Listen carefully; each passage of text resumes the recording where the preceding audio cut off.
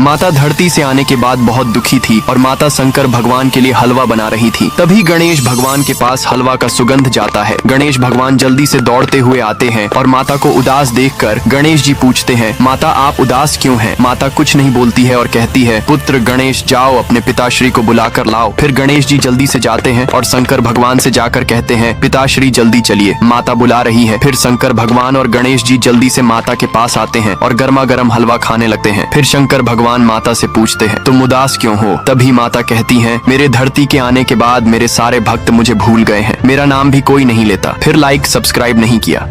दिवाली आने के खुशी में हनुमान जी अपने दोस्त बंदरों के लिए गुलाब जामुन बनाने जाते हैं। फिर हनुमान जी गुलाब जामुन बनाने की तैयारी कर, तभी ये बड़ा सा राक्षस हनुमान जी को गुलाब जामुन बनाते हुए देख लेता है। फिर हनुमान जी गुलाब जामुन को तेल में फ्राई करते हैं। फिर फ्राई के बाद उसे कढ़ाई में से निकालते हैं। फिर सारे गुलाब जामुन को हनुमान जी एक एक करके सजाते हैं। फिर अपने दोस्तों को बुलाने के लिए दौड़ते हुए जाते हैं। तभी हनुमान जी को जाते हुए राक्षस देख लेता है। फिर राक्षस अपना छोटा रूप बदल कर जल्दी से दौड़ते हुए आता है और हनुमान जी के सारे गुलाब जामुन खाने लगता है। फिर सारे गुलाब जामुन खाने के बाद राक्षस वहां से भाग जाता है। फिर कुछ देर बाद हनुमान जी अपने दोस्त बंदरों के साथ जल्दी से दौड़ते हुए आते हैं और आकर देखते हैं कि उनका सारा गुलाब जामुन कोई खा गया है। फिर हनुमान जी गुस्से में अपनी शक्ति से उस राक्षस को बुलाते हैं और अपनी शक्ति से राक्षस को हनुमान जी मार देते हैं। फिर हनुमान जी दुखी हो जाते हैं। फिर लाइक सब्सक्राइब नहीं किया।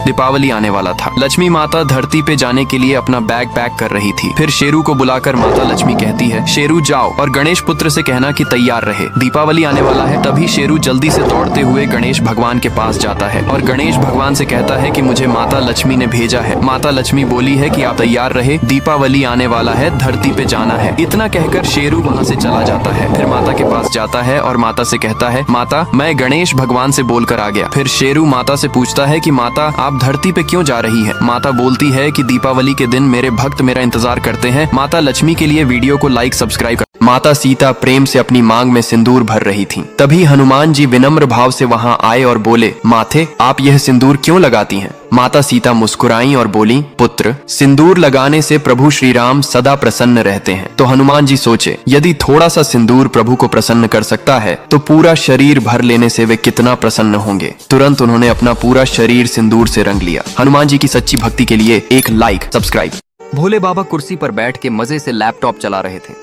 तभी एक राक्षस भोले बाबा के लैपटॉप का पासवर्ड छुपकर देख लिया। फिर जब भोले बाबा सो गए तब राक्षस एक साधु का भेष बना के भोले बाबा के कुटिया की तरफ आने लगा और भोले बाबा का लैपटॉप ऑन करके लैपटॉप से सारा डेटा डिलीट कर दिया। भोले बाबा जब नींद से जागे तो डेटा डिलीट देख के समझ गए कि किसी राक्षस का काम है ये। फिर भोले बाबा राक्षस को पकड़ के खूब मारा। लेकिन आपने अभी तक भोले बाबा के लिए लाइक सब्सक्राइब नहीं किया।